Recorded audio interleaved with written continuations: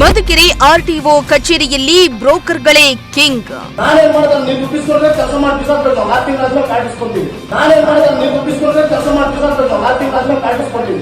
ಈ ಫೈಲ್ ಇವಾಗ ಕೊಡ್ತಾ ಇದೀವಿ ಈಗ ಅಪ್ಪನ ಕೈಗೆ. ದುಡ್ಡು ಕೊಟ್ಟಿಲ್ಲ ಅಂದ್ರೆ ಈ ಫೈಲ್ ಇಸ್ಕೊಂತಾನ. ಈ ಫೈಲ್ ಇವಾಗ ಕೊಡ್ತಾ ಇದೀವಿ ಈಗ ಅಪ್ಪನ ಕೈಗೆ. ದುಡ್ಡು ಕೊಟ್ಟಿಲ್ಲ ಅಂದ್ರೆ ಈ ಫೈಲ್ ಇಸ್ಕೊಂತಾನ. ಎಲ್ಲೆಲ್ಲ ಇವತ್ತು ಕೊಡ್ತೀರಾ ಡಿಎಲ್? ಎಲ್ಲೆಲ್ಲ ಇವತ್ತು ಕೊಡ್ತೀರಾ ಡಿಎಲ್? ಡಿಎಲ್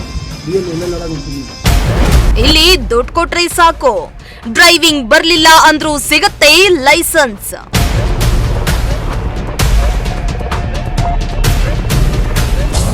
ಅಧಿಕಾರಿಗಳ ಕಳ್ಳಾಟ ಪ್ರಜಾಶಕ್ತಿ ಸ್ಟಿಂಗ್ ಆಪರೇಷನ್ನಲ್ಲಿ ಬಯಲು.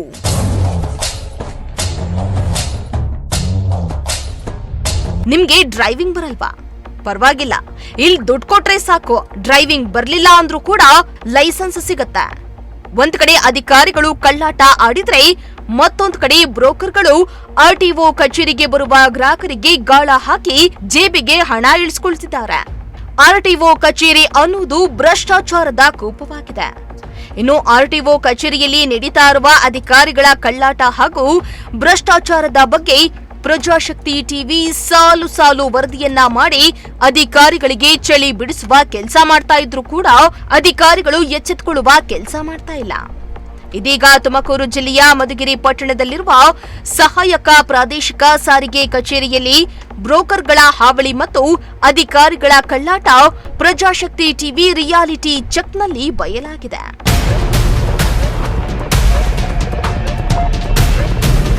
ಹೌದು, ಮಧುಗಿರಿ ಸಹಾಯಕ ಪ್ರಾದೇಶಿಕ ಸಾರಿಗೆ ಕಚೇರಿಯಲ್ಲಿ ಬ್ರೋಕರ್ಗಳ ಕಾಟ ಮಿತಿ ಮೀರಿರುವುದು ಒಂದ್ ಕಡೆಯಾದ್ರೆ, ಮತ್ತೊಂದು ಕಡೆ ಅಧಿಕಾರಿಗಳಿಂದ ಲಂಚ ವಸೂಲಿಯೂ ಹೆಚ್ಚಾಗಿದೆ. ಈ ಬಗ್ಗೆ ಸಾರ್ವಜನಿಕರೇ ಖುದ್ದು ಪ್ರಜಾಶಕ್ತಿ ಟಿವಿಗೆ ಮಾಹಿತಿಯನ್ನ ನೀಡಿದ್ದು, ಖಚಿತ ಮಾಹಿತಿ ಮೇರೆಗೆ ಮಧುಗಿರಿ ಆರ್ಟಿಒ ಕಚೇರಿಯಲ್ಲಿ ನಡೀತಾ ಇರುವ ಅಕ್ರಮಗಳ ಬಗ್ಗೆ ಪ್ರಜಾಶಕ್ತಿ ಟಿವಿ ರಿಯಾಲಿಟಿ ಚೆಕ್ ಅನ್ನ ನಡೆಸಿದ್ದು, ಅಧಿಕಾರಿಗಳ ಕಳ್ಳಾಟ ನೋಡಿದ್ರೆ ನೀವೇ ಶಾಕ್ ಆಗ್ತೀರಾ.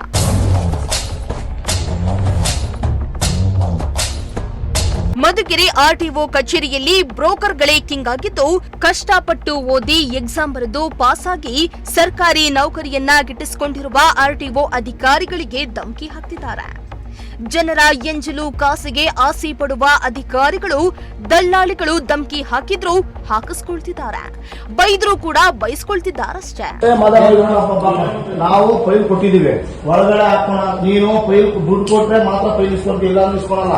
ಇವಾಗ ಇಲ್ಲಿ ಬಂದೈತೆ ಫೈಲು, ದುಡ್ಡು ಕೊಟ್ಟಿಲ್ಲ ಅಂತ ಹೇಳ್ಬಿಟ್ಟು ಪೆಂಡಿಂಗ್ ಇಟ್ಕೊಂಡವ್ರು. ಎಷ್ಟು ದಿನ ಆಯ್ತು? 3 ತಿಂಗಳಾಗೈತೆ. ನಾನೇನ್ ಮಾಡಿದ್ರೆ ನೀವು ದುಡ್ಡಿಸ್ಕೊಂಡ್ರೆ ಕೆಲಸ ಮಾಡಿ ಬಿಸಾಕ್ಬೇಕು, 4 ತಿಂಗಳಾದ್ಮೇಲೆ ಕಾಟಿಸ್ಕೊಂತೀವಿ. ನಾನೇನ್ ಮಾಡಿದ್ರೆ ನೀವು ದುಡ್ಡಿಸ್ಕೊಂಡ್ರೆ ಕೆಲಸ ಮಾಡಿ ಬಿಸಾಕ್ಬೇಕು, 4 ತಿಂಗಳಾದ್ಮೇಲೆ ಕಾಟಿಸ್ಕೊಂತೀವಿ. ಹಂಗ್ ನಡೆಯಲ್ಲ.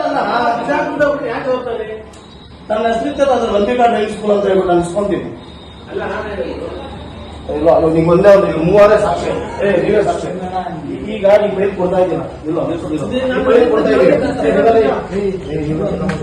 ಈ ಫೈಲ್ ಇವಾಗ ಕೊಡ್ತಾ ಇದೀವಿ ಈಗ ಅಪ್ಪನ ಕೈಗೆ. ದುಡ್ಡು ಕೊಟ್ಟಿಲ್ಲ ಅಂದ್ರೆ ಈ ಫೈಲ್ ಇಸ್ಕೊಂತಾನ. ಈ ಫೈಲ್ ಇವಾಗ ಕೊಡ್ತಾ ಇದೀವಿ ಈಗ ಅಪ್ಪನ ಕೈಗೆ. ದುಡ್ಡು ಕೊಟ್ಟಿಲ್ಲ ಅಂದ್ರೆ ಈ ಫೈಲ್ ಇಸ್ಕೊಂತಾನ. ಇನ್ನು ಮಧುಗಿರಿಯ ಆರ್ಟಿಒ ಕಚೇರಿಯ ಅಧೀಕ್ಷಕಿ ಮಮತಾ ಹಾಗೂ ಮತ್ತೊಬ್ಬ ಅಧಿಕಾರಿ ಅಶ್ವತ್ಥಯ್ಯ ಎಂಬುವವರು ಫೈಲ್ ಮೂವ್ ಮಾಡಲು ಬ್ರೋಕರ್ಗಳಿಂದ ಲಂಚವನ್ನ ಪಡೆದು ಹಣವನ್ನ ಜೇಬಿಗೆ ಇಳಿಸಿಕೊಳ್ತಿದ್ದಾರೆ.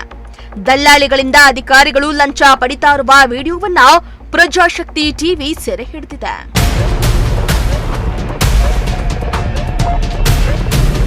ಇನ್ನು ಆರ್ಟಿಒ ಕಚೇರಿಯಲ್ಲಿ ಯಾವ ರೀತಿ ಕಳ್ಳಾಟ ಆಗ್ತಾ ಇದೆ ಅಂದ್ರೆ, ಡ್ರೈವಿಂಗ್ ಬರ್ಲಿಲ್ಲ ಅಂದ್ರೂ ಪರವಾಗಿಲ್ಲ, 4,000 ಜೇಬಿಗಿಟ್ರೆ ಸಾಕು, ಈಸಿಯಾಗಿ ಡ್ರೈವಿಂಗ್ ಲೈಸೆನ್ಸ್ ಸಿಗುತ್ತಂತೆ. ಇದನ್ನ ಆರ್ಟಿಒ ಕಚೇರಿಯ ಬ್ರೋಕರೇ ಬಾಯ್ಬಿಟ್ಟಿದ್ದಾನೆ. ಹೌದು, ನಮ್ಮ ತಂಡ ಅಲ್ಲಿದ್ದ ಬ್ರೋಕರ್ ಬಳಿ ಹೋಗಿ, ಸರ್, ನನಗೆ ಬೈಕ್ ಡ್ರೈವಿಂಗ್ ಬರುತ್ತಷ್ಟೇ, ಕಾರ್ ಡ್ರೈವಿಂಗ್ ಬರಲ್ಲ, ನಮಗೆ ಲೈಸೆನ್ಸ್ ಬೇಕು ಅಂದಿದ್ದಕ್ಕೆ ಆ ಬ್ರೋಕರ್, ಅಯ್ಯೋ ಸರ್, ನೀವು ಬೈಕ್ ಓಡಿಸೋಕು ಕೂಡ ಆರ್ಟಿಒ ಆಫೀಸ್ಗೆ ಬರೋದೇ ಬೇಡ, ಎಲ್ಲ ನಾನೇ ನೋಡ್ಕೋತೀನಿ, 4,000 ದುಡ್ಡು ಕೊಟ್ಬಿಡಿ ಅಂದ್ಬಿಟ್ಟ. ಅಲ್ಲಿಗೆ ಮಧುಗಿರಿ ಸಹಾಯಕ ಪ್ರಾದೇಶಿಕ ಸಾರಿಗೆ ಕಚೇರಿಯಲ್ಲಿ ಆಡಳಿತ ಯಾವ ಮಟ್ಟದಲ್ಲಿದೆ ಮತ್ತು ಇಲ್ಲಿನ ಅಧಿಕಾರಿಗಳು ಎಷ್ಟು ದಕ್ಷರಾಗಿ ಕೆಲಸ ಮಾಡ್ತಿದ್ದಾರೆ ಅನ್ನೋದು ಸ್ಪಷ್ಟವಾಗಿ ತಿಳಿತಾ ಇದೆ. 300 ರೂಪಾಯಿ ಆನ್ಲೈನ್ ಅಪ್ಲಿಕೇಶನ್ ಸೇಫ್ ಆಗಿ 300 ಅದು ಅಪ್ಡೇಟ್ ಆನ್ಲೈನ್ ಅಪ್ಲಿಕೇಶನ್ 150 450 ಹಾಕು. ಫೋನ್ ಮಾಡಿ మీరు ಆಧಾರ್ ಕಾರ್ಡ್ ಒಂದು ಕಳಿಸ್ಕೊಟ್ರೆ ಸಾಕು. ಎಲ್ಲೆಲ್ಲ ರಿವಾತಿ ಕೊಡ್ತೀರಾ ಡಿ ಎಲ್ ಸಂಜೆ ಕೊಡ್ತೀನಿ ಸರ್. ಎಲ್ಲೆಲ್ಲ ರಿವಾತಿ ಕೊಡ್ತೀರಾ ಡಿ ಎಲ್ ಸಂಜೆ ಕೊಡ್ತೀನಿ ಸರ್. ಡಿ ಎಲ್ ಎಲ್ಲೆಲ್ಲರಾಗ ಒಂದು ತಿಂಗಳು. ಇನ್ನು ಆರ್ಟಿಒ ಕಚೇರಿಯ ಅಧಿಕಾರಿಗಳು ಲಂಚ ಪಡಿತಾ ಇರುವ ಬಗ್ಗೆ ಪ್ರಶ್ನೆ ಮಾಡಿದ್ರೆ ಮೊದಲಿಗೆ ನಾನು ಹಣವನ್ನೇ ತೆಗೆದುಕೊಂಡಿಲ್ಲ ಅಂತ ವಾದ ಮಾಡ್ದ. ಬಳಿಕ ಕೊನೆಗೆ ತಾನು ಹಣವನ್ನ ತೆಗೆದುಕೊಂಡಿದ್ದೀನಿ, ಆದ್ರೆ ಅವರು ನಮ್ಮ ನೆಂಟರು ನಾನು ಗೊಬ್ಬರ ತರಲು ಕೊಟ್ಟಿದ್ದ ಹಣದ ಚೇಂಜ್ ಕೊಟ್ಟು ಹೋಗಲು ಬಂದಿದ್ರು ಅಂತ ಕತೆ ಹೇಳೋಕೆ ಶುರು ಮಾಡ್ದ. ಅದಕ್ಕೆ ನಮ್ಮ ಪ್ರತಿನಿಧಿ ಈಗ ತಾನೇ ಹಣವನ್ನ ತೆಗೆದುಕೊಂಡಿಲ್ಲ ಅಂತ ಹೇಳಿದ್ರೆ, ಈಗ ನೋಡಿದ್ರೆ ನಮ್ಮ ನೆಂಟರು ಕೊಟ್ಟೋದ್ರು ಅಂತಿದ್ದೀರಾ. ಈ ರೀತಿ ಅಧಿಕಾರದಲ್ಲಿದ್ದು ಲಂಚ ಪಡೆಯೋದು ತಪ್ಪಲ್ವೇನ್ರಿ ಅಂದ್ರೆ, ಅಯ್ಯೋ ನೀವೇನು ಒಳ್ಳೆ ಕೋರ್ಟಲ್ಲಿ ಪ್ರಶ್ನೆ ಕೇಳ್ದಂಗ್ ಕೇಳ್ತೀರಾ. ಹೌದು, ನಾನು ಲಂಚ ತಗೊಂಡೆ, ಏನೀಗ ಏನ್ ಮಾಡ್ತೀರಾ, ಏನ್ ಮಾಡ್ಕೊಳ್ತಿರೋ ಮಾಡ್ಕೊಳ್ಳಿ ಅಂತ ನಮ್ಮ ಮೇಲೆ ದರ್ಪ ತೋರಲು ಬಂದ್ರು. ಆದ್ರೆ ಲಂಚ ಪಡೆಯುವುದು ಶಿಕ್ಷಾರ್ಹ ಅಪರಾಧವಾಗಿದ್ದು ಲಂಚ ಪಡೆದ ಅಧಿಕಾರಿಗೆ ನಮ್ಮ ತಂಡ ಬೆವರಿಳಿಸಿದೆ. ತುಮಕೂರು ಜಿಲ್ಲೆಯ ಮಧುಗಿರಿ ಪಟ್ಟಣದಲ್ಲಿರುವಂತಹ ಸಹಾಯಕ ಪ್ರಾದೇಶಿಕ ಸಾರಿಗೆ ಕಚೇರಿಯಲ್ಲಿ ಅಕ್ರಮವಾಗಿ ಕೆಲಸವನ್ನು ಮಾಡಿಕೊಡೋದಕ್ಕಾಗಿ ಹಣವನ್ನು ತೆಗೆದುಕೊಳ್ಳಲಾಗ್ತಿದೆ ಮತ್ತು ಪ್ರಾದೇಶಿಕ ಸಾರಿಗೆ ಕಚೇರಿಯಲ್ಲಿ ದಲ್ಲಾಳಿಗಳ ಸಂಖ್ಯೆ ಹೆಚ್ಚಾಗಿದೆ ಅನ್ನೋ ಸಂಬಂಧಪಟ್ಟಾಗಿ ನಿಮ್ಮ ಪ್ರಜಾಶಕ್ತಿ ಟಿವಿಗೆ ಸಾರ್ವಜನಿಕರಿಂದ ಹಲವಾರು ರೀತಿಯ ದೂರುಗಳು ಬಂದಿದ್ವು. ಇದನ್ನಾಧರಿಸಿ ಇವತ್ತು ನಮ್ಮ ತಂಡ ರಿಯಾಲಿಟಿ ಚೆಕ್ಗಾಗಿ ಮಧುಗಿರಿಯ ಪಟ್ಟಣದಲ್ಲಿರುವಂತಹ ಆರ್ಟಿಒ ಕಚೇರಿಗೆ ಭೇಟಿಯನ್ನು ನೀಡಿತು. ಕಚೇರಿಗೆ ಭೇಟಿ ನೀಡಿದಂತಹ ವೇಳೆಯಲ್ಲಿ ನಮಗೆ ಇಲ್ಲಿ ಗೊತ್ತಾದಂತಹ ವಿಷಯ ಏನಪ್ಪಾ ಅಂತಂದರೆ, ಇಲ್ಲಿ ನಿಜಕ್ಕೂ ಕೂಡ ದಲ್ಲಾಳಿಗಳ ಸಂಖ್ಯೆ ಹೆಚ್ಚಾಗಿರುವಂಥದ್ದು. ನೇರವಾಗಿ ನಾವು ಯಾವುದೇ ಅಧಿಕಾರಿಗಳ ಮೂಲಕ ಹೋಗಿ ಯಾವುದೇ ರೀತಿಯ ಕೆಲಸವನ್ನು ಕೂಡ ಮಾಡಿಸ್ಕೊಳ್ಳೋಕ್ಕಾಗೋದಿಲ್ಲ, ಅಧಿಕಾರಿಗಳು ಯಾವುದೇ ರೀತಿಯ ಕೆಲಸವನ್ನು ಕೂಡ ಮಾಡಿಕೊಡೋದಿಲ್ಲ.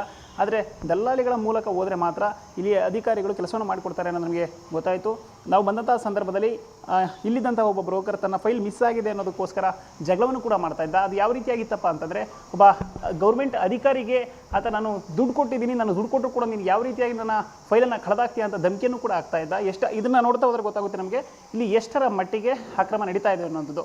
ಈಗ ಇಲ್ಲಿ ಏನು ನೋಡ್ತಾ ಇದ್ದೀರಿ, ಅಶ್ವಥಯ್ಯ ಅನ್ನೋ ಅಧಿಕಾರಿ ಏನಿದ್ದಾರೆ, ಇವ್ರ ಹತ್ರ ಬಂದು ಅವರು ರಾಜಾರೋಷವಾಗಿ ಕೇಳ್ತಾ ಇರ್ತಾರೆ, ಧಮಕಿಯನ್ನು ಕೂಡ ಆಗ್ತಾರೆ, ನಾನು ದುಡ್ಡು ಕೊಟ್ಟಿದ್ದೀನಿ ಅಂದಮೇಲೆ ನಿನ್ನ ಫೈಲ ಹೆಂಗೆ ಕಳೆದಾಗ್ತೀಯಾ ಅಂತ ಹೇಳಿ. ಆದರೆ ಇವರು ಯಾವುದೇ ರೀತಿಯ ಪ್ರತಿಕ್ರಿಯೆಯನ್ನು ಅವರಿಗೆ ಕೊಡೋದಿಲ್ಲ ಮತ್ತು ಅವರಿಂದ ಹಣವನ್ನು ಕೂಡ ಪಡ್ಕೊಳ್ತಾರೆ.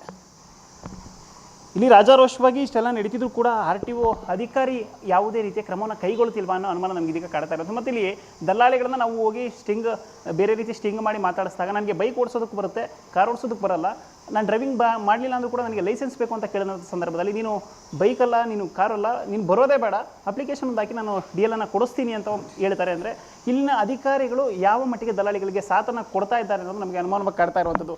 ಕೇವಲ 4,000 ರೂಪಾಯಿ ಕೊಟ್ಟರೆ ಸಾಕು, ನೀವು ಆಫೀಸ್ಗೆ ಬರೋದು ಬೇಡ, ಬೈಕು ಓಡಿಸೋದು ಬೇಡ, ಕಾರನ್ನು ಓಡಿಸೋದು ಬೇಡ, ನಾನು ನಿಮಗೆ DL ಅನ್ನು ಮಾಡಿಸ್ಕೊಡ್ತೀನಿ ಮಧುಗಿರಿ RTO ಆಫೀಸಲ್ಲಿ ಅಂತ ಅವ್ರು ಹೇಳ್ತಾರೆ. ಅಂದರೆ ಇಲ್ಲಿ ಯಾವುದೇ ರೀತಿಯ ಟೆಸ್ಟಿಂಗನ್ನು ತೆಗೆದುಕೊಳ್ಳದೆ ಅವರು ಯಾವ ರೀತಿಯಾಗಿ ಅವರಿಗೆ ಲೈಸೆನ್ಸನ್ನು ಇಶ್ಯೂ ಮಾಡ್ತಾರೆ ಅನ್ನೋದು ನಮಗೆ ಕಾಡ್ತಾ ಇರೋದು. ಇನ್ನು ಸಹಾಯಕ ಪ್ರಾದೇಶಿಕ ಸಾರಿಗೆ ಅಧಿಕಾರಿ ವೀರಪ್ಪನವರು ಇಂದು ಕಚೇರಿಗೆ ಬಂದಿಲ್ಲ.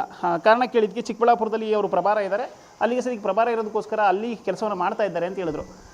ಆದರೆ ಇದೆಲ್ಲವೂ ಕೂಡ ನಿಜವಾಗ್ಲೂ ಸಹಾಯಕ ಪ್ರಾದೇಶಿಕ ಸಾರಿಗೆ ಅಧಿಕಾರಿ ವೀರಪ್ಪ ಅವ್ರ ಗಮನಕ್ಕೆ ಬರ್ತಾ ಇಲ್ವಾ? ಇಷ್ಟೆಲ್ಲ ಆಗ್ತಾಯಿದ್ರು, ಅವರೆಲ್ಲ ಕಣ್ಣು ಮುಚ್ಕೊಂಡು ಕುಳಿತಿದ್ದಾರಾ ನಾನು ನಮಗೆ ಇದಕ್ಕೆ ಕಾಡ್ತಾ ಇರೋದು. ಇಲ್ಲಿ ರಾಜಾರೋಷವಾಗಿ ಬಂದಂಥವ್ರ ಹತ್ರ ಒಂದು ಫೈಲಿಗೆ ಮೂವ್ ಮಾಡಬೇಕು, ಒಂದು ಫೈಲ್ ಇದು ಮಾಡಬೇಕು ಅಂದರೆ 200 ರೂಪಾಯಿ ಇಸ್ಕೊಳ್ತಾರೆ, 100 ರೂಪಾಯಿ ಇಸ್ಕೊಳ್ತಾರೆ, 50 ರೂಪಾಯಿ ಇಸ್ಕೊಳ್ತಾರೆ. ನಾವು ಯಾವುದೇ ಸಾಕ್ಷಿ ಇಲ್ಲದೆ ಇಲ್ಲಿ ಮಾತಾಡೋದಿಲ್ಲ. ಯಾಕಂದರೆ ಇಲ್ಲಿ 12 ಗಂಟೆಗೆ ನಾವು ಬರ್ತೀವಿ, ಯಾರ್ಯಾರು ಎಷ್ಟೆಷ್ಟು ದುಡ್ಡು ತೊಗೊಳ್ತಾರೆ ಅನ್ನೋದನ್ನು ರೆಕಾರ್ಡ್ ಮಾಡ್ತೀವಿ. ಬಂದಾಗ ಇಲ್ಲಿ ಜಗಳ ಕೂಡ ಆಗ್ತಾ ಇರುತ್ತೆ. ಏನಕ್ಕೆ ಜಗಳ ಆಗ್ತಾ ಇರುತ್ತಪ್ಪ ಅಂತಂದರೆ, ಇಲ್ಲಿ ಒಬ್ಬ ಫೈಲನ್ನು ಮಿಸ್ ಮಾಡಿರ್ತಾನೆ, ಆ ಫೈಲ್ ಮಿಸ್ ಆಗಿರೋದಕ್ಕೆ ಕಾರಣ ಇವರು ಅಂತೇಳಿ ನನ್ನ ಹತ್ರ ಲಂಚ ತೊಗೊಂಡು ನೀನು ಫೈಲ್ ಮಿಸ್ ಮಾಡಿದೆ ಅಂತ ಹೆಂಗೆ ಅಂತ ಓಪನ್ ಆಗಿ ಒಂದು ಸರ್ಕಾರಿ ಕಚೇರಿಯಲ್ಲಿ ಒಬ್ಬ ದಲ್ಲಾಳಿ ಕೇಳ್ತಾನೆ. ಅಂದರೆ ಅಧಿಕಾರಿಗಳು ಎಷ್ಟು ಮಟ್ಟಿಗೆ ಕೆಲಸವನ್ನು ಮಾಡ್ತಾ ಇದ್ದಾರೆ. ನಾವು ಬಂದಾಗಲೂ ಕೂಡ ಅವರು ಹಣ ತೆಗೆದುಕೊಳ್ತಾರೆ. ಇಲ್ಲಿ ಮಮತಾ ಇದ್ದರು, ಇವರು ಕೂಡ ಫೈಲನ್ನು ಮೂವ್ ಮಾಡೋದಕ್ಕೆ ಇವ್ರಿಗೂ ಕೂಡ ಹಣವನ್ನು ಕೊಡ್ತಾ ಇರೋದು ಪ್ರತಿಯೊಂದು ಕೂಡ ರೆಕಾರ್ಡ್ ಆಗಿದೆ. ನಾವು ಯಾವುದೇ ಸಾಕ್ಷಿ ಇಲ್ಲದೆ, ಯಾವುದೇ ಪುರಾವೆ ಇಲ್ಲದೆ ಯಾವುದೂ ಕೂಡ ಮಾತಾಡೋದಿಲ್ಲ. ಸರ್ ಏನಕ್ಕೆ ಸರ್ ತಮಗೆ ಧಮಕಿ ಆಗ್ತಾ ಇದ್ದಿದ್ದು? ಯಾರಿಗೆ? ನಿಮಗೆ. ಯಾರು ದುಡ್ಡು ತೊಗೊಂಡಿದ್ದೀರಾ, ನಮ್ಮ ಫೈಲ್ ಮಿಸ್ ಆಗಿದೆ ಅಂತ? ಯಾರು? ಒಬ್ಬ ಬ್ರೋಕರು. ಯಾರು ಬಂದು ಹಾಕಿದ್ರು. ಯಾರು ಒಂದೇ? ನೀವೇನು ಕೆಲಸ ಮಾಡೋದಿಲ್ಲ? ನಾನು FDA. ಹಾಂ. ಹಣ ಯಾಕೆ ತೊಗೊಳ್ತೀವಿ? ಯಾವುದು ಪ್ರೂಫ್ ಇದೆ ನಮ್ಮ ಹತ್ರ. ಎಲ್ಲಿದೆ? ತೋರಿಸ್ತೀವಿ. ಹಣ ಯಾಕೆ ತೊಗೊಳ್ತೀವಿ? ತೋರಿಸಿ ಅಂದೆ. ಏನಕ್ಕೆ ತಗೊಂಡಿದ್ದೀನಿ ಏನು ಅನ್ನೋದನ್ನ ನೀವು ಹೇಳ್ಬೇಕು. ತೋರಿಸಿ ಅಣ್ಣ, ಏನಕ್ಕೆ ತೋರಿಸಿದ್ದೀನಿ ಅಂತಂದು ಹೇಳ್ಬಿಟ್ಟು ತೋರಿಸಿ. ಒಬ್ಬ ದಲ್ಲಾಳಿ ಬಂದು ನನ್ನ ಲಂಚ ತಗೊಂಡಿದ್ದೆ, ನಾನು ದುಡ್ಡು ತಗೊಂಡಿದ್ದೆ, ದುಡ್ಡು ತಗೊಂಡಲ್ಲಿ ನೀನೇನು ಫೈಲ್ ಮಿಸ್ ಮಾಡಿದ್ಯಾ ಅಂತ ಕೇಳ್ತಾನೆ. ಅಂದರೆ ನೀವು ಯಾರ ಹತ್ರ ಮಾತಾಡಿದ್ರು ಏನಂತ ಮಾತಾಡಿದ್ದು ಇಲ್ವಲ್ಲ? ನಾವು ಸಾಕ್ಷಿ ಇದ್ದಲ್ಲ ಇಲ್ಲಿ ಯಾವಾಗ ಮಾತಾಡ್ತೀವಿ. ಆಯ್ತು, ತೋರಿಸಿ.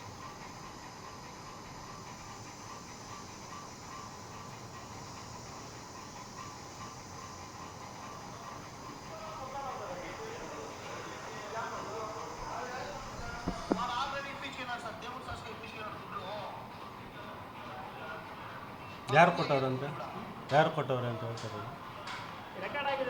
ಅದೇ ಯಾರಕ್ಕೆ ಕೊಟ್ಟವ್ರೆ ಅಂತ. ಹ್ಞೂ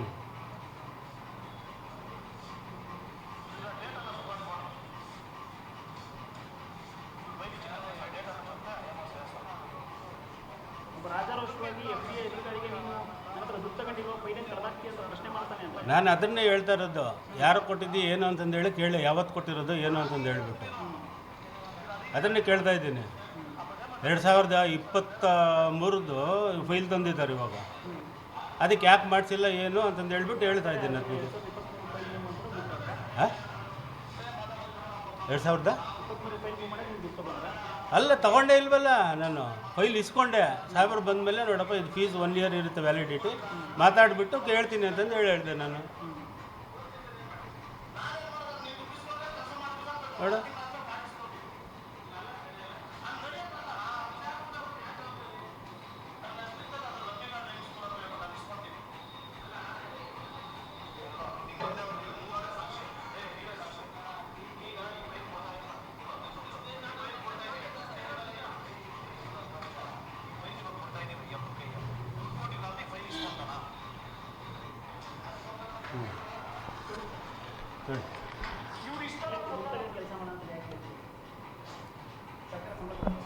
ದುಡ್ಡು ಏನು ಹೇಳಿದ್ದೆ? ಕೊಡ್ತಾರೆ. ಯಾರು ಹೇಳಿದ್ರು ತಗೊಳ್ಳಿ ಅಂತ? ಅಲ್ಲ ಯಾರು ಹೇಳಿದ್ರು ಅಂದೆ ತಗೊಳ್ಳಿ ಅಂತ? ಎಲ್ಲಿ ಅಣ್ಣ? ನಮ್ಮ ನೆಂಟರು ಬಂದಿದ್ರು, ಅವ್ರ ಹತ್ರ ನಾನು ಇದ್ರ ತರಿಸಿದ್ದು ಲಾಗೌಟ್ ತರಿಸಿಬಿಟ್ಟು ಚಿಲ್ಲರೆ ಇಸ್ಕೊಂಡಿದ್ದೀನಿ. ಹಾಂ ಅವರಲ್ಲ, ಅವ್ರ ಹತ್ರ ನಾನು ಇಸ್ಕೊಂಡೇ ಇಲ್ಲ. ನಾನು ಅವ್ರ ಹತ್ರ ಇಸ್ಕೊಂಡೇ ಇಲ್ಲ. ನಮ್ಮ ನೆಂಟರು ಬಂದಿದ್ದು ತೋರಿಸಿ. ಅದು ಏನು? ಏನು ಮನೆಗೆ ಏನು ಗೊಬ್ಬರ ತಂದಿರೋದು ವಾಪಸ್ ಇಸ್ಕೊಳ್ಬಾರ್ದು ಹಂಗಾದ್ರೆ? ಮನೆಗೆ ಎಲ್ಲ ಇಸ್ಕೊಂಡಿದ್ದೇನು ಇವಾಗ? ಇವು ತೋರಿಸಿ ಅದ್ರಲ್ಲ. ನಾನು ಸರ್ಕಾರಿ ಕೆಲಸನೇ ಮಾಡ್ತಾ ಇರೋದು. ನಾನು ಸರ್ಕಾರಿ ಕೆಲಸನೇ ಮಾಡ್ತಾ ಇರೋದು. ಏನ? ಎಲ್ಲಿ ತೋರಿಸಿ ದುಡ್ಡು ತಗೊಂಡಿರೋದು? ತೋರಿಸಿ. ಹೌದು, ನನ್ನ ಫ್ಯಾಮಿಲಿ ಅವ್ರ ಹತ್ರ ನಾನು ಇಸ್ಕೊಂಡಿದ್ದೀನಿ. ಅದನ್ನು ವಿಡಿಯೋ ಮಾಡ್ಕೊಂಡ್ರೆ ನಾನೇನು ಮಾಡೋಣ? ನಾನು ಎಲ್ಲಿ ಇಸ್ಕೊಂಡಿಲ್ಲ. ಅದು ಅವ್ರಿಗೆ ಹೇಳಿದ್ದೀನಿ. ಅವ್ರಿಗೆ ಈ ಥರದ್ದು ಫೈಲು ನೀನು ತಂದಿದ್ದೀಯಾ ನನಗೆ ಗೊತ್ತಿಲ್ಲಪ್ಪ ಅಂತಂದು ಹೇಳ್ಬಿಟ್ಟು ಧಮಕಿ ಹಾಕಿದ್ದೀನಿ ಅಂತಂದರೆ ನಾನೆಲ್ಲಿ ಧಮಕಿ ಹಾಕಿದೆ? ಧಮಕಿ ಎಲ್ಲ ಅಣ್ಣ ಯಾಕೆ ಬರೋಲ್ಲ? ನಮ್ದು ಇಲ್ಲಿ ಲೋಕಲ್, ಇಲ್ಲಿ ಬೈರನಹಳ್ಳಿ. ಬರಬಾರ್ದಾ?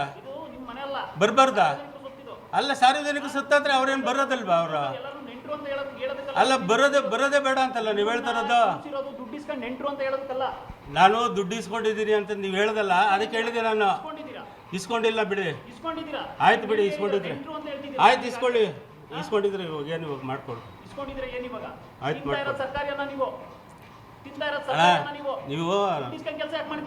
ನೀವು ಅದನ್ನ ಅಲ್ಲಿ ಕೇಳ್ಕೊಳ್ಳಿ, ಕಂಪ್ಲೇಂಟ್ ಮಾಡ್ಕೊಂಡು ಕೇಳ್ಕೊಳ್ಳಿ. ನೀವು ಅಲ್ಲಿ ಕೇಳ್ಕೊಳ್ಳಿ ಸ್ವಾಮಿ. ಕಂಪ್ಲೇಂಟ್ ಇಸ್ಕೊಂಡಿರೋದು ಕಂಪ್ಲೇಂಟ್ ಮಾಡಿ ಅದನ್ನ ಬೇಕಾದ್ರೆ ನಾನು ಹೇಳ್ತೀನಿ.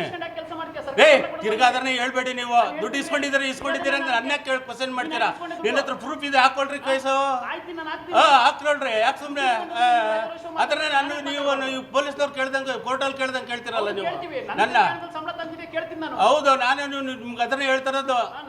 ಧಮಕಿ ಯಾಕೆ ಕೇಳಬೇಡಿ ನಮ್ಮನ್ನ, ಧಮಕಿ ಯಾಕೆ ಕೇಳಬೇಡಿ. ಈ ನಾಲಾಯಕ್ ಅಧಿಕಾರಿಗೆ ಕೊಬ್ಬೆಷ್ಟಿದೆ ಅಂತಂದ್ರೆ ದುಡ್ಡು ಇಸ್ಕೊಂಡಿರೋದನ್ನ ನನ್ನ ನೆಂಟ್ರ ಹತ್ರ ಇಸ್ಕೊಂಡೆ ಅಂತ ಹೇಳ್ತಾರೆ. ಇವ್ರು ನೆಂಟರು ಪಾಪ ಹುಡ್ಕೊಂಡು ಮನೆಗೆ ಬಂದಿರ್ತಾರೆ. ಇಲ್ಲಿಗೆ ತಿಂತಿರೋದು ನಮ್ಮ ತೆರಿಗೆ ಹಣದಲ್ಲಿ, ಇವರು ತಿಂತಿರೋದು ಸಂಬಳ ತಗೊಳ್ತಿರೋದು ನಮ್ಮ ತೆರಿಗೆ ಹಣದಲ್ಲಿ. ಇವಾಗ ಮಾತಾಡ್ತಿರೋದು ಬಾಯ್ ಬಿಟ್ರೆ ಸುಳ್ಳು. ನನ್ನ ಹತ್ರ ದುಡ್ಡು ಇಸ್ಕೊಂಡಿರೋದು ಪ್ರೂಫ್ ತೋರಿಸಿದ್ರೆ ನನ್ನ ಹತ್ರ ನಾನು ನೆಂಟರು ಅವರು ಅಂತಾರೆ. ಅದಕ್ಕಿಂತ ಮುಂಚೆ ಹೇಳ್ತಾನೆ ನಾನಿನ್ನು ಅವನು 2023 ಫೈಲ್ ತಗೊಂಡ್ಬಂದಿದ್ದ, ಹಂಗಾಗಿ ನಾನು ಅವ್ನು ವಾಪಸ್ ಕಳಿಸ್ದೆ ಅಂತ. ತಗೊಳ್ತಾ ಇರೋದು ಸರ್ಕಾರಿ ಸಂಬಳ, ನಮ್ಮ ತೆರಿಗೆ ಹಣ. ನೀವ್ಯಾರು ಕೇಳಕ್ಕೆ ಕೋರ್ಟಲ್ಲಿ ಕೇಳ್ದಂಗೆ ಕೇಳ್ತೀರಾ ಅಂತಾರೆ. ಇವರಿಗೆ ಸಂಬಳ ಬಂದ್ರು ಕೂಡ ಗಿಂಬಳ ಬೇಕು. ನಿಮಗೆ ಸಂಬಳ ಬಂದ್ರು ಗಿಂಬಳ ಯಾಕ್ರಿ ಬೇಕು ನಿಮ್ಗೆ? ಯಾರು ಧಮಕಿ ಹಾಕ್ತಿದ್ದಾರೆ? ನೀವು ಹಾಕಿದ್ದು ಧಮಕಿ. ಈಗ ಏನ್ ಮಾಡ್ಕೊತೀಯ ಮಾಡ್ಕೊಂತ ನೀವು ಹಾಕಿದ್ದು. ಇಸ್ಕೊಳ್ಳಲ್ವ ಅಂತ ಹೇಳ್ಬಿಟ್ಟು ಆಫೀಸಿಗೆ ಬಂದು ಧಮಕಿ ಹಾಕ್ತಾ ಇದ್ದೀರಾ ನನಗೆ? ಧಮಕಿ ಹಾಕ್ತಾ ಇದ್ದೀರಾ ನೀವು? ಇಲ್ಲಿ ಕೆಲಸ ಮಾಡ್ತಾ ಇದ್ರೆ ಇಸ್ಕೊಂಡಿರೋದನ್ನ ಒಪ್ಕೊಂಡು ಕಳ್ಳಾಟ ಆಡ್ತಾನೋ ಅಂತಿದ್ವು. ವೀರಪ್ಪ ಅವರೇ, ತಾವಾದ್ರೂ ನಿಯತ್ತ ಕೆಲಸ ಮಾಡ್ತೀರಾ ಅಂತ ಅನ್ಕೊಂಡಿದೀವಿ. ಈ ರೀತಿ FDA ವರ್ಕರ್ನ ಇಟ್ಕೊಂಡು ಅವರಿಂದ ನೀವೇನಾದರೂ ದುಡ್ಡು ತಗೊಳ್ತಾ ಇದ್ರೆ ನಿಮ್ಮಂಥ ಲಜ್ಜೆಗೆಟ್ಟ ಅಧಿಕಾರಿ ಇನ್ಯಾರೂ ಇರೋದಿಲ್ಲ. ಇಲ್ಲಿ ಪಾಪ ಇವರು ಇಲ್ಲ, ಈಗ ಇವ್ರಿಗೂ ಕೂಡ ಒಂದು ಫೈಲ್ ಮೂವ್ ಮಾಡಬೇಕು ಅಂದರೆ 100 ರೂಪಾಯಿ, 150 ರೂಪಾಯಿ, 200 ರೂಪಾಯಿ ಕೊಡಬೇಕು. ಇದಕ್ಕೂ ವಿಡಿಯೋ ಇದೆ ನಮ್ಮ ಹತ್ರ, ಯಾವುದನ್ನು ಪ್ರೂಫ್ ಇಲ್ದರೆ ಮಾತಾಡ್ತಿಲ್ಲ. ಆತ ನಮ್ಮ ಕಣ್ಣೆದುರುಗಡೆ ಇಸ್ಕೊಂಡಿರೋದು ಇದೆ, ಇಸ್ಕೊಂಡು ಈಗ ಸುಳ್ಳು ಹೇಳ್ತಿರೋದು ನಾವು ನೆಂಟರ ಹತ್ರ ಇಸ್ಕೊಂಡಿದ್ದೀನಿ ದುಡ್ಡು. ಗೊಬ್ಬರ ತಗೊಂಬಂದಿದ್ರಂತೆ, ಇವ್ರದ್ದು ಹೊಲ, ಇಲ್ಲಿ ಗೊಬ್ಬರ ಹಾಕಿ ಪೈರು ಬೆಳೆಯಕ್ಕೆ ತಗೊಂಬಂದಿದ್ರು. RTO ಆಫೀಸ್ ಇವ್ರ ಮನೆ, ಇದು ಹೊಲ. ಇನ್ನೊಬ್ಬನ ಹತ್ರ ದುಡ್ಡು ಇಸ್ಕೊಂತಾರೆ, ಹೇಳ್ತಾರೆ 2023 ಫೈಲ್ ತಂದಿದ್ದ, ಅದಕ್ಕೋಸ್ಕರ ವಾಪಸ್ ಕಳಿಸ್ತೆ ಅಂತ. ಈ ರೀತಿ ಲಜ್ಜೆಗೆಟ್ಟಂತ ಅಧಿಕಾರಿಗಳಿರುವವರೆಗೂ ಕೂಡ ಹೆಂಗೆ ಸಾರಿಗೆ ಹೆಂಗೆ ಮುಂದುವರಿಯುತ್ತೆ ಅಂತ ನಮಗೆ ಗೊತ್ತಾಗ್ತಿಲ್ಲ. ಈ ರೀತಿಯವರೆಲ್ಲ ಇಲ್ಲಿ ಕೆಲಸ ಮಾಡಿಕೊಂಡು, ಈ ರೀತಿ ಕೆಲಸ ಸೇರಿಕೊಂಡು ಸರ್ಕಾರಿ ಸಂಬಳ ಬಂದರೂ ಕೂಡ ದುಡ್ಡೇ ಬೇಕು ಅಂತ ಬದುಕೋದಾದ್ರೆ ಜನರ ಕೆಲಸ ಹೆಂಗಾಗುತ್ತೆ ಅನ್ನೋದು ನಮಗೆ ಗೊತ್ತಾಗ್ತಿಲ್ಲ. ಪಾಪ ಮನುಷ್ಯಂಗೆ ಪ್ರೂಫ್ ತೋರಿಸಿದ್ರು ಒಪ್ಕೊಳೋದು ರೆಡಿ ಇಲ್ಲ. ಎಲ್ಲರೂ ಕೂಡ ಒಟ್ಟಿನಲ್ಲಿ ಸರ್ಕಾರಿ ಸಂಬಳ, ಸರ್ಕಾರಿ ಗಿಂಬಳ ಎಲ್ಲರೂ ಬೇಕು. ಜನ ಹಾಳಾಗೋದ್ರೂ ಪರವಾಗಿಲ್ಲ. ಇವ್ರು ಪಾಪ ಇಲ್ಲಿ ಏನಾಗ್ತದೆ ಗೊತ್ತೇ ಇಲ್ಲ. ಇನ್ಚಾರ್ಜ್ ಹಾಕೋರಂತೆ ಹೋಗಿ ಚಿಕ್ಕಬಳ್ಳಾಪುರದಲ್ಲಿ ಕೂತ್ಕೊಂಡವ್ರೆ. ಇಲ್ಲಿ ಇವ್ರದ್ದು ಏನು ಇವ್ರಿಗೆ ಇಲ್ದಲೇ ಇಲ್ಲಿ ಪೂರ್ತಿ ಕೆಲಸಗಳಾಗುತ್ತೆ. ಇಷ್ಟೆಲ್ಲ ಆಗ್ತಿದ್ರು ಕೂಡ ಆರಾಮಾಗಿ ಬಂದಂಥವ್ರ ಹತ್ರ ದುಡ್ಡಿಸ್ಕೊಳ್ಳೋದು. ಓಪನ್ ಅಪ್ ಆಗಿ ಹೇಳ್ತಾನೆ, FC ಬೇಕಾ, ಅಲ್ಲಿಗೇನು ಹೋಗ್ತೀರಾ ಬನ್ನಿ, ಅವರು ಇನ್ನೂ ಜಾಸ್ತಿ ಕೇಳ್ತಾರೆ, ನಾನೇ ಕಡಿಮೆ ಮಾಡ್ಕೊಡ್ತೀನಿ ಅಂತ. ಆಚೆ ನಿಂತ್ಕೊಂಡು ದಲ್ಲಾಳಿಗಳು ಆರಾಮಾಗಿ ಹೇಳ್ತಾರೆ, ನೀವು ಸರ್ ಅವ್ರ ಹತ್ರ ಹೋದ್ರೆ ಇನ್ನೂ ಜಾಸ್ತಿ ಆಗುತ್ತೆ, ಬನ್ನಿ ಸರ್, ಕೇವಲ 4,000 ರೂಪಾಯಿ ಕೊಟ್ಟರೆ ಸಾಕು, ನೀವು ಅಟ್ಲೀಸ್ಟ್ ಟ್ರೈನಿಂಗ್ ಅಲ್ಲ ಇವತ್ತೇ LLR ಕೊಡ್ತೀನಿ ನಾನು, ನೀವು ಟ್ರೈನಿಂಗಿಗೂ ಬರೋದು ಬೇಡ, ಏನಕ್ಕೂ ಬರೋದು ಬೇಡ, ನೀವು RTO ಆಫೀಸ್ ಬರಲೇಬೇಡಿ, ನಿಮ್ಮ ನಂಬರ್ ಕೊಟ್ಟೋಗಿ ನಾನು DL ಬಂದಾದ್ಮೇಲೆ ಫೋನ್ ಹಾಕ್ತೀನಿ ಅಂತಾರೆ. ಈ ರೀತಿಯಾಗಿ ಡ್ರೈವಿಂಗ್ ಲೈಸೆನ್ಸ್ ಕೊಟ್ಟು ಎಷ್ಟು ಜನ ಜೀವ ತೆಗಿತಾ ಇದ್ದೀರಾ ನೀವು? ಯಾರಾದರೂ ಸತ್ತಾಗ ಒಂದಿನ ಸ್ಟೇಟಸ್ ಹಾಕ್ಬಿಟ್ಟು ದೊಡ್ಡದಾಗಿ ಹೇಳೋದಲ್ಲ. ಇಲ್ಲಿ ಡ್ರೈವಿಂಗ್ ಗೊತ್ತಿಲ್ಲದೆ ಬಂದವನು ಇಲ್ಲಿ DL ತಗೊಂಡೋಗಿ ಊರು ತುಂಬ ನನಗೆ ಡ್ರೈವಿಂಗ್ ಬರುತ್ತೆ ಅನ್ನೋ ರೀತಿಲಿ ಓಡಾಡ್ಸಾಡ್ಕೊಂಡು ಯಾರು ಸಾಯಿಸಿದ್ರೆ ಯಾರು ಹೊಣೆ ಅದಕ್ಕೆ? ಇಂಥ ದುಡ್ಡು ತಗೊಂಡು ಕೆಲಸ ಮಾಡೋ ಅಂಥವ್ರು ಹೊಣೆ. ಈ ಅಶ್ವಥಯ್ಯನಂತವ್ರು ಹೊಣೆ, ವೀರಪ್ಪನಂತವ್ರು ಹೊಣೆ, ಇದನ್ನು ಚೆಕ್ ಮಾಡೋ ಇನ್ಸ್ಪೆಕ್ಟರ್ ಹೊಣೆ. ಏನು ಕೆಲಸ ಮಾಡ್ತಿದ್ರು ಅಧಿಕಾರಿಗಳು, ಏನು ಮಾಡ್ತಾ ಇದ್ರು ಗೊತ್ತಿಲ್ಲ. ಇದು ನಿಜಕ್ಕೂ ಕೂಡ ಅಕ್ರಮವಾಗಿ ನಡೀತಾ ಇರೋವಂಥದ್ದು. ಇಲ್ಲಿ ಮಧುಗಿರಿ ಇಷ್ಟೆಲ್ಲ ನಡೀತಿದ್ರು ಕೂಡ ನಿಜವಾಗ್ಲೂ ಬೇಜಾರಾಗುತ್ತೆ. ಮಧುಗಿರಿ ಅಂದರೆ ಎಂಥ ಐತಿಹಾಸಿಕ ಊರು, ಎಂಥ ಹೆಸರು ಊರು ಇರೋವಂಥ ಊರು. ಅಂಥ ಊರಿನಲ್ಲಿ ಈ ರೀತಿಯ ಲಂಚಬಾಕ ಅಧಿಕಾರಿಗಳು ಕೂತ್ಕೊಂಡು ಆ ಊರಿಗೇನು ಕೂಡ ಕೆಟ್ಟ ಹೆಸರು ತರ್ತಿದ್ದಾರೆ. ಇಲ್ಲಿ ಬರುವಂಥ ಜನರ ಜೀವ ಇರ್ತಿದ್ದಾರೆ. ಲೋಕಾಯುಕ್ತರು ಒಂದ್ಸತಿ ರೈಡ್ ಮಾಡ್ತಾರೆ, 2 ಸತಿ ರೈಡ್ ಮಾಡ್ತಾರೆ. ರೈಡ್ ಮಾಡಿ ಸಾಕಾಗಿದೆ ಅಂತ ಹೇಳ್ತೀರಿ. ನೋಡಿ ಇವರೆಲ್ಲ, ನೀವು ರೈಡ್ ಮಾಡಿದ್ರೆ ಲೋಕಾಯುಕ್ತ ಹೆಂಗಾಗ್ಬಿಟ್ಟಿದೆ ಅಂದ್ರೆ, ಈಗ ಆರಾಮಾಗಿ ನಿಮ್ಮ ಪಾಡಿ ನೀವು ಕೂತ್ಕೊಂಡಿರ್ತೀರಿ, ಅವ್ರು ಬಂದು ನೀವು ರೈಡ್ ಮಾಡಿದಾಗ ಮುಂಚೆನೇ ಗೊತ್ತಿರುತ್ತೆ, ಸುಮ್ಮನಾಗ್ಬಿಟ್ಟಿರ್ತಾರೆ. ಬಂದಾಗ ಏನೂ ಸಿಗಲ್ಲ. ನೀವು ಬಂದಾಗ ಏನು ಸಿಕ್ಕಿದ್ರು ಅದನ್ನೆಲ್ಲ ಪ್ರೂವ್ ಮಾಡ್ಕೊಳಕ್ಕೆ ನಿಮಗೆ 6 ತಿಂಗಳು ಬೇಕು, 7 ತಿಂಗಳು ಬೇಕು.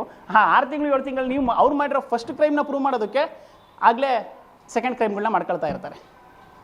ಅಧಿಕಾರಿಗಳು ಆರಾಮಾಗಿ ಕೂತ್ಕೊಂಡು ಕೆಲಸ ಮಾಡ್ತಿದ್ದಾರೆ. ಇಲ್ಲಿ ಏನು ಆಗೇ ಇಲ್ಲ ಅನ್ನೋ ರೀತಿಯಾಗಿದ್ದಾರೆ. ನೋಡಿ ಇಲ್ಲಿ ಅಶ್ವಥಯ್ಯ ಆಗಿರ್ಬೋದು, ಇವರು ಅಶ್ವಥ್ ನಾರಾಯಣ ಆಗಿರ್ಬೋದು, ಇಲ್ಲಿ ಅಧೀಕ್ಷಕರಿದ್ದಾರೆ. ಅಧೀಕ್ಷಕರು ಪಕ್ಕದಲ್ಲಿ ಕೂತ್ಕೊಂಡು ಅಶ್ವಥಯ್ಯ ದುಡ್ಡು ತಗೊಳ್ಳೋದು ನನಗೆ ನಿಜವಾಗ್ಲೂ ಕೂಡ ಬೇಸರದ ವಿಚಾರ. ಅದರಲ್ಲೂ ಬಂಡವಾದ. ನಮ್ಮ ನೆಂಟರು ಬಂದಿದ್ರು ಸರ್, ಅದಕ್ಕೋಸ್ಕರ ದುಡ್ಡು ಇಸ್ಕೊಂಡೆ ಅಂತ.